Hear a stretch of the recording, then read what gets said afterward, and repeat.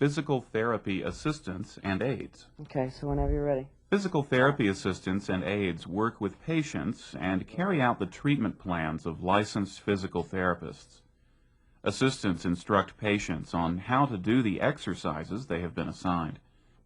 This may involve treadmills, stationary bicycles, weightlifting equipment, or workouts in warm water pools. Other duties include providing hot or cold packs, traction, or electrical stimulation. Does 3 pounds feel enough? Assistants also help evaluate patients' progress and record their observations so the supervising physical therapist can adjust the treatment plans as needed. I was a student athletic trainer at my high school for 4 years, worked with a certified trainer who himself actually worked in a physical therapy clinic.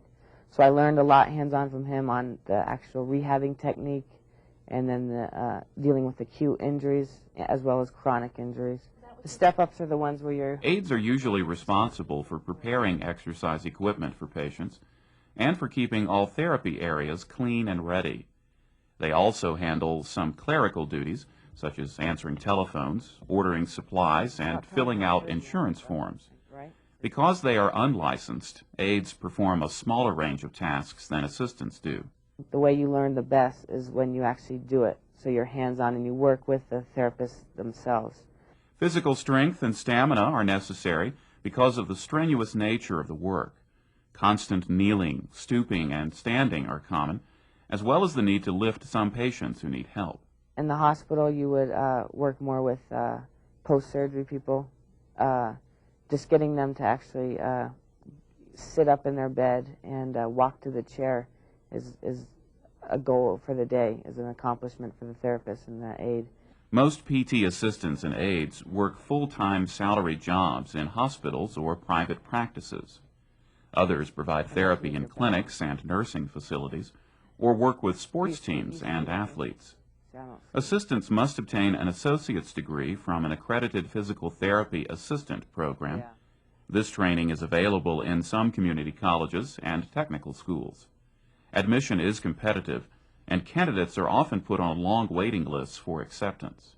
Before students begin their clinical field experience, many programs require that they have their certification in CPR and first aid. The main thing I like to see, and this has to do with a lot about physical therapy, is watching the person actually come in here and can hardly walk, and then in 2 weeks having them walk out the door.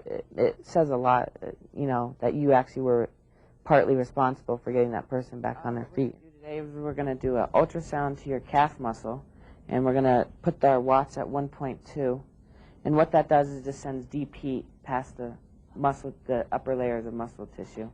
Aides must have a high school diploma, strong interpersonal skills, and a desire to assist people who are in need. Most of their training is done on the job. It's a lot of work, and if you have to do your volunteer hours, it is long, but it's definitely worth it because it's a great field to go into. If you like working with people and you like to help people, it's a great field to go into. Physical therapy is the third fastest growing occupation in the United States.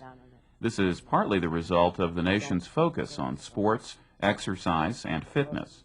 Shortages of licensed physical therapists in many areas makes hiring licensed assistants more attractive.